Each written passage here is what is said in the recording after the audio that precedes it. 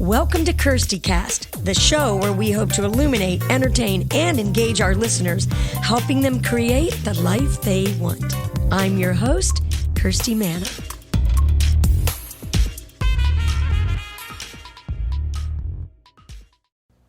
Hi, I'm Kirsti Manna, and welcome to KIRSTIcast. Thanks so much for being here. As living beings, our brains are wired for music. And I'm not just talking about humans, because I have cats who love music as well.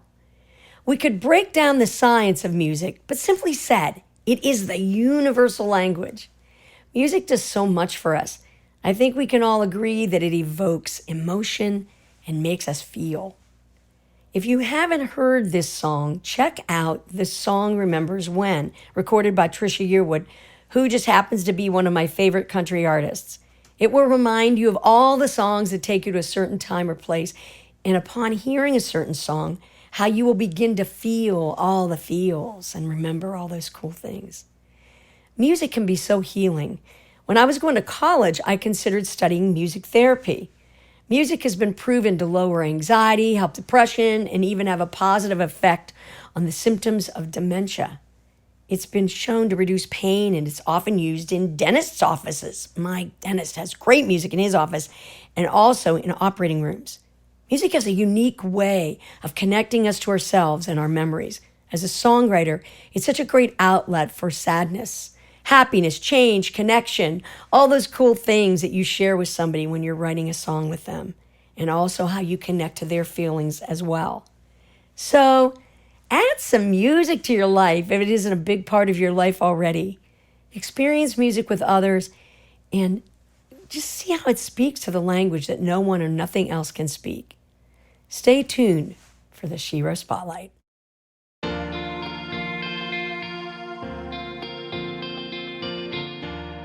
Stay tuned for the Shero Spotlight.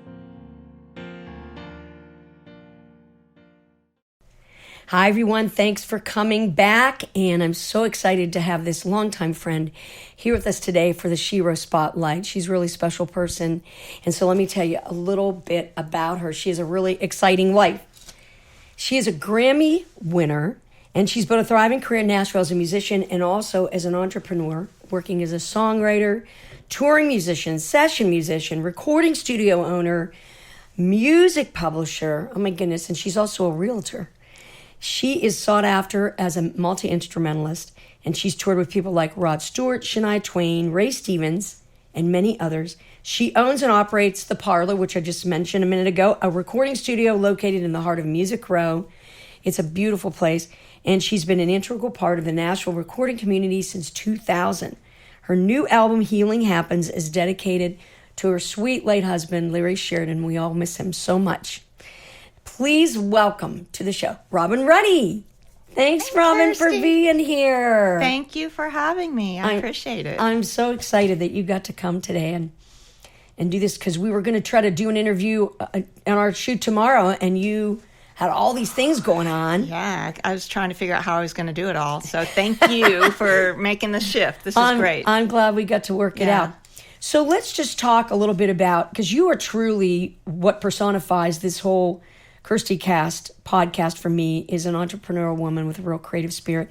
Tell me a little bit about all of the things that you do, or tell our audience, because I know all the things you do. So talk about that a little bit. And being an entrepreneurial woman. Everything I do supports the music. So Right. my North Star, my driving force is the music. Mm-hmm. I'm a writer and an artist and a multi-instrumentalist. And I always wanted to figure out how to make enough money to live a nice lifestyle, Right. with enough flexibility so that I could always keep the music in my life. Mm-hmm. And so that's just I started decades ago, creating ways to make money in just little businesses, little mom and pop businesses. And I, at one point in time, was working at Opryland and moonlighting as a seamstress. And What? Yeah, something you didn't know about me. And I had a little business called Music Row So-and-So. You are kidding me. I kidding. love this. Yeah. Do you still sew? No. I have a machine, and it stays safely tucked away in my closet. And I have a big pile of repairs to do, and they're not done. So, oh gosh. But then my husband and I bought a building on Music Row, another building on Music Row, and we turned it into a studio, which is now called the Parlor, or Parlor Productions.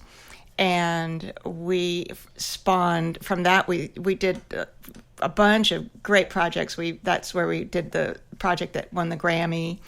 And that project was Stephen Foster, Beautiful Dreamer, Songs of Stephen Foster. Wow. And the project was 18 different sides, and each side was a different artist. Oh, nice. And one of them was David Ball, and it was produced, that side was produced by Wood Newton. So Wood Newton is the one that got me into the whole thing, asked us about the studio, and lo and behold, that project won a Grammy. So that was pretty cool. That is so great. That's congratulations in the, on that. Best Traditional Folk category. Oh, that's nice. Mm-hmm. And well, that's a timeless kind of record, you know? It's a timeless, it's a really good record. It's got all kinds of great artists on it. So, yeah. And then we also started a company called Ultimate Event Nashville, which does corporate team building. Oh, yeah. And that does, we have, our corporations are our client, and they come for an event, and we break them up into teams and hire hit songwriters to help them write a song about their company or something funny that happens in their company. And we have a bartender and catered and all of that. And it's just a big party with a purpose. Oh, that's nice. And everybody has a great time. And that's been a thriving business. And we do it at the Parlor if it's the right size for the Parlor. And if it's too big, we'll hire a bigger studio. Uh-huh. And then I also got my real estate license a couple decades ago, and have been doing real estate in the music industry or the entertainment industry, kind of real estate sales, and helping people build wealth through real estate. So that's really been fun. That's really cool. Yeah. So, now I'm totally shocked about this whole seamstress thing. I know. I'm like, wow, I don't even know what to say. No, I learned how to sew when I was 12. My mom taught us all three girls, how to sew. And I can remember being a kid, and we would have, on our living room floor, we'd be listening to Carla Bonoff and James Taylor on the records, and we'd be cutting out patterns on the floor. That's so cool. In the living room floor, and we'd be making dresses. And she used to make our dresses for Easter. Oh yeah, she'd get one big bolt of fabric, and everybody looked the same. Yeah, everybody, all three of us would have the same dress, small, medium, large, or small, medium, large. That's adorable. Yeah. Well, I learned to sew when I was really young too, because my grandmother was a great seamstress, and she could make anything, you know. And she made me all kinds of cool stuff, and so I was interested in it, you know. And that's great. I just think it's a fun thing to do when you're a kid, you know, when you're younger, and it's creative, just like music. Yeah. I really liked it a lot. So now my creative energy goes into music, and I'm in about half a dozen bands. Yeah. And I am putting out a new record soon. Yeah, we're going to talk about that. Yeah. Before we do, I wanted to say though, what got you interested in all these different instruments? I've never known the answer to that question in regards to you. I don't know. I just love. I don't know. I love different instruments. I love how they sound and how they speak to me. And I always want to figure out, okay, well, how does this one work? How does that one work? And then once you learn, they're almost all stringed instruments that I play. Right. And once you learn how to play a stringed instrument, a lot of the stuff that you learned from one transfers to the other. The fretboards aren't the same. Maybe the number of strings are different. Maybe the tuning is different, but pushing the string down on the fret is the same in every instrument. There's some similarities. Yeah. So it gets a little easier the more instruments you learn. And where did you grow up? Miami. Really? Mm-hmm. Now, why did I think you were from New York? I guess because Larry was. Larry's in New York. Yeah. Mm-hmm. That's what it was. Yeah. So speaking of Larry, who we miss so much, such a great person. Such a great person. And I just, I will always think of him so fondly with great memories. Yeah. Tell me a little bit about this new album that you have dedicated to him, Healing Happens, and let's talk about that a little bit. Well, during the pandemic and really 2021, he got sick and we found out he was diagnosed with this rare form of cancer. And so we were you do all the things that the doctors tell you to do in hopes of getting better. And I always thought that he was going to get better, and fought it really hard. And during that time, I started writing songs. I started writing healing songs for him. Aww.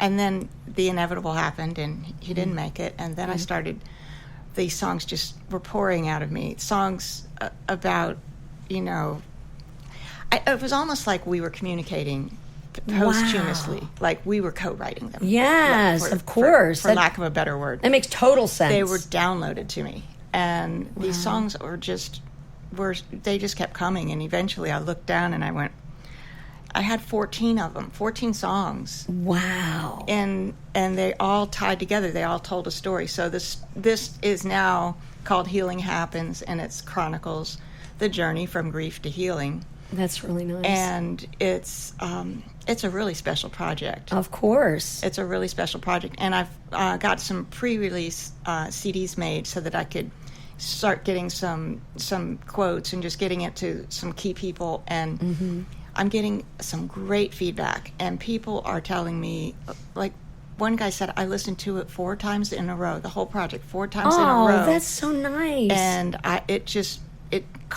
there was some grieving process that I hadn't done yet, and this helped me get through it. Yeah. And so I just feel like maybe this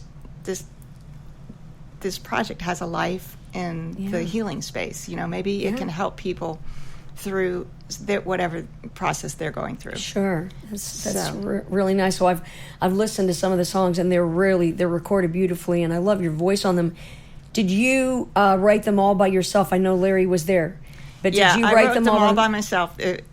Larry was there, but definitely. That's really great. And so, what was your process in recording them? Did you do work demos, or did you? I mean, you have a beautiful studio at the parlor. Did you go in? Everything wrong. Everything. Coming from a veteran studio owner, I did it all backwards. Oh, that's hilarious. I started off with, I would write the song, and then I would go, I'm going to go in and record guitar vocal of it. Yeah. Get it all nice and just perfect, the guitar, and then layer up a couple guitars and get the vocal all tuned up and then sing harmonies. And then I did that for a few songs, and then I started adding things. I started adding pedal steel, and then I started adding banjo and dobro, and it just started to grow from the inside out. And that makes sense to me. It makes sense. It makes total sense until you get to the point where you go, wow, I wish I had a rhythm section on this.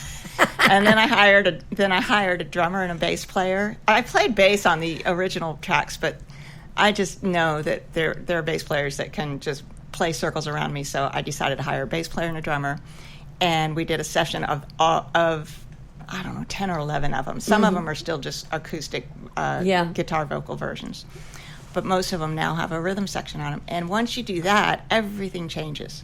So you get the rhythm section in there, and then all of a sudden, if I were playing a guitar to a rhythm section, I would play differently than playing to a click track, just because there's these little nuances and the human element and all of that. So then I went back and redid the guitars, and went back and redid some of the other parts, and a couple of vocals I had to go back and redo because we changed the groove on one of them. And I needed the new vocal. So it was a lot of work. It was just a lot of work because of the process. I wouldn't recommend doing that in a project. If I were going to produce somebody, I would say, let's get this all figured out in advance. Let's hire the band to begin with, and then go build it from from the ground up instead of from the top down. Yeah.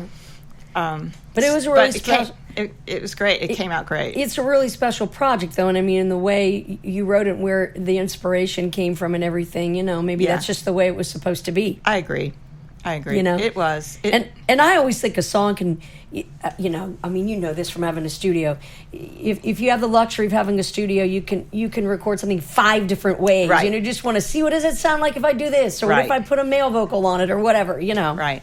It's so fun. So it's so fun having a studio. Yeah, it is. It's fun. It's a really big sandbox. It is. It is.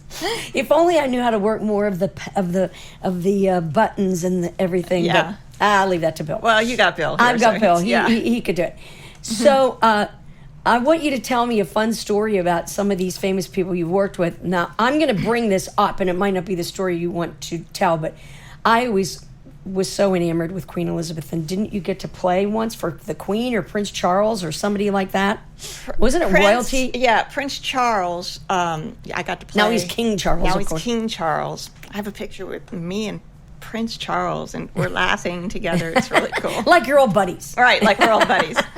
But we played at a patron dinner in Windsor Castle. Oh my gosh! And the it was high end, really high end, $2,500 a plate. Good Lord! Then. Yeah. And so it was pretty special. And we all the men in the band were wearing tuxes, and the women were all wearing long dresses and stuff. Yeah. And so it was pretty cool.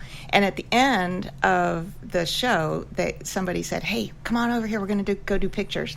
And so they took us into the Rose Room, and it was sort of like a reverse receiving line where all the band and the crew were standing in a line, and Prince Charles and Camilla walked through the line and one by one individually addressed each and every one of us. Oh my goodness. And he had an interaction with each and every one of us. And I didn't even notice this at the time, but there must have been a camera crew snapping shots all along the way.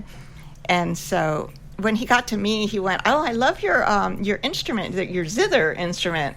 And he says, and he made the sound like wee, and it was just very funny and charming and lighthearted. Yeah. And it was so cool. That's really good. Did you have to curtsy and all that kind of stuff? Did they make? I always wondered that, when people are in those casual settings with royalty, if they're like giving you a briefing now before they come in here, Yeah, I didn't know. There was not any of that, but there were dogs that they like drug sniffing dogs or gun sniffing dogs or whatever they were sniffing. I don't know, but they swept the whole thing before they let us into the room. Wow. Yeah. Was Windsor Castle just beautiful? It was cool. You know what? The day before, I went on a tour of the Windsor Castle, and with one of the friends from the band. Yeah. And we were walking through, and they had this area roped off with the red velvet ropes, and I'm curious. I wonder what's in that area, and I look around there, and there was our setup had already been done, and I saw my pedal steel sitting up there in the castle. Oh wow! Isn't that exciting? Yeah, it was pretty cool. And who did you play with there? Rod Stewart? Yeah, that was with Rod Stewart. Now, isn't he knighted or something? Is he one of those? He's a sir. Yeah. So does that mean you're knighted? I think so. Yeah. I should know more. I should have looked this up. I know. I should have too. I don't follow that stuff quite as much as I should have. But I love it. And you got to play with Shania Twain. Yes, Shania Twain. I got to play with her early on. In fact, the tour that I was on with her, she had just met Mutt Lange.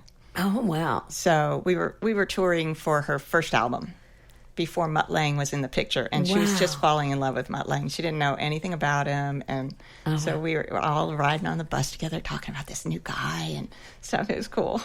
I was working with an artist one time, and Shania Twain was one of the acts, on this festival. And after the show was over, the tour manager came up and said, because I was a female keyboard player, and I guess they were, a hot commodity at one time. Uh-huh. And he said, "Would you like to play with Shania Twain?" I'm like, "Oh no, I'm good over here." I might have been in the band with you if I'd done it. Oh, you might have been. Yeah. Yeah, I have a story like that too with Alan Jackson. Oh my gosh! You can cut this out of the interview, but I was at. I got a call to go on the road with this band, and I hadn't heard of the band before, and they were going to go to Canada in January. That's first of all, did not appeal to me. 2 weeks. And I said, I don't have enough clothes to go to Canada in January. And then I found out that we were going to be sharing rooms, and I would be the only girl in the band, so I would have to share a room with a guy. And that's odd. This was, that's how they did it, low budge thing. And it turned out that was Alan Jackson. Oh my gosh. That was before he was, he hit it. He was Alan Jackson. Yeah. We need to do it would have been so cool to do that. We need to do an episode where we swap these stories, because there's so many. The near misses. The near miss stories. Yes, exactly. Yeah. So tell me, if you can, a stay inspired story, something that you've always remembered in your life, or something that is stuck with you. Well, I don't know. I just think that staying true to your own true north, as I said earlier, just like don't get pushed off your path. Yeah. And yeah, I just think it's inspiring to me to see people that are really driven, that are really doing what they love to do in some way, shape, or form. It's so true. And they figure it out. Yeah. They just figure it out. Yeah. So it's so true. And to not worry about, what anybody else is doing. I got some great advice once when Bill and I lived in LA years ago, and this woman, she was, somebody at a record label, and she said, just always keep your eye on the goal, because the obstacles will just tear you up, It's true. And you just have to do that. And it's so hard to do that sometimes when you're young and you're, sometimes it's hard for me to still do that. But I think that's... It does get easier after time, doesn't it? It gets easier after time, because I think you just don't apologize anymore for who you really are and what you really want to do. So tell me your power word, or one of your power words. Gratitude. Nice. Yeah, gratitude. Yes, it's so true. Have you ever read that book, The Magic? No. Did you ever hear that book? No. You should check it out. Okay. It's by Rhonda Byrne, and it's all about kind of like the peeling the onion of gratitude and the magic of it and what happens. I would love to read that. I think I love Rhonda too. Yeah, I think you'd like that book. Yeah. And tell me, speaking of gratitude, so what are you most grateful for today?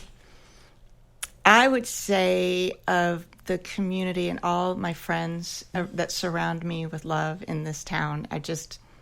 I learned when Larry passed how much community and how much love there is in this town, and I've realized that there's no way I could ever leave Nashville. It's true. This is where my support system is, so I'm grateful for that. Yeah, it's so that's true. helped me through a really, really, really tough time. Yes. So, well, I'm glad you had that. Yeah. We love you. Oh, thank you. I love you too. Thank you. Well, you're going to close the show. We're going to close the show with one of your beautiful recordings. And we talked about what song, would be a good one. And you settled on one called Every Little Thing. Can you talk a little bit about that? I think that song's so relatable. Yeah, I think it is too. Really, for any time someone loses somebody in their life for whatever reason, and you don't really ever know how much they contribute to the big picture until they're gone. And Larry was a guy that he did all kinds of things, and I wouldn't even know they needed to be done, and he would get them done, and next thing you know, we'd just be business as usual. And then after he died, everything started to break. Everything started to fall apart. Emotionally, yes, but also just things, physical things, yeah. And then I just came up with this every little thing that you did. So it's really catchy. I like it a lot. It's really catchy, and so I wrote that song, and then it starts off with the physical things, and then it goes to the emotional things that you miss. Yeah. And then it ends up with how much he supported me and how grateful I was for that. Yeah. So that's really nice. Yeah. I hope you enjoy. Oh, I love it. I think it's really great. Mm-hmm. I want to thank you so much for being here today and talking about a subject that is so, of course, near and dear to your heart, dear Larry, and of course, all this wonderful music you created, inspired by him. And so glad that we get to hear it. So glad that you invited me to do this. Thank you very much. You're welcome. You're welcome, Robin. Thanks for being here. All right. Love you. Thank you. Everybody stick around. We're going to be right back with a very special song from Robin Ruddy's new album, Healing Happens. We'll be right back. You're my hero, more than a hero, and I look up to you every single day. Every day, my celebration, my inspiration is to be like you, but in my own way. You're my hero, more than a hero. I've spent years of self-discovery learning how to live a successful creative life. That's why I created my course, Spark your creativity, the steps to a successful creative journey to help others discover their own potential. Your creative journey never ends. So why not invest in yourself and sign up for my course today at Kirsti.com. See you on the journey. Hi, everybody. Thanks so much for stopping by today and checking out KIRSTIcast. We really appreciate it. I want to thank my very, very special friend and guest, Robin Ruddy, for being part of the Shero Spotlight. And you're going to be listening to one of her fabulous songs from her new album, Healing Happens. It's called Every Little Thing, and it's dedicated to her late husband, Larry Sheridan. If you would like to be a guest on KIRSTIcast, or if you know somebody who would like to be a guest, you can email me at info@songwritergirl.com. And don't forget to listen, like, download, share, watch KIRSTIcast on YouTube, and also visit our website, Kirsti.com. And don't forget to check out Robin Ruddy. She's all over social media, and she's got a new website coming out soon, robinruddy.com.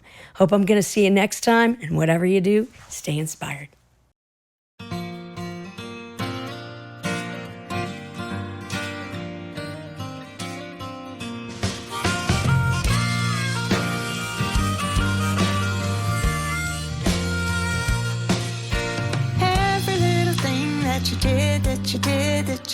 You did it for me.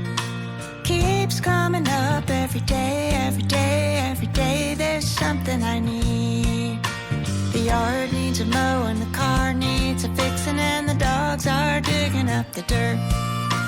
Refrigerator's buzzing, I don't know why. If you were here, you'd make it work. Every little thing that you did, that you did, that you did, you did it for me. Keeps coming up every day, every day, every day. There's something I need.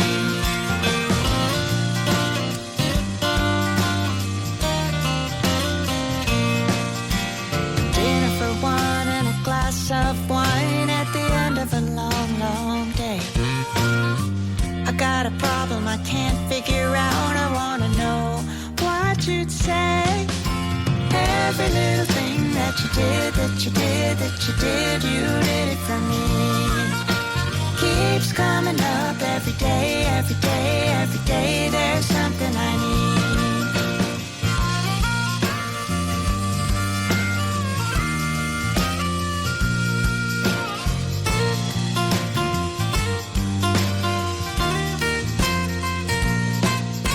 Of all the little things you did for me, biggest thing you did was let me be me. Every little thing that you did, that you did, that you did, you did it for me. Keeps coming up every day, every day, every day. There's something I need. Every little thing that you did, that you did, that you did, you did it for me. Keeps coming up every day, every day.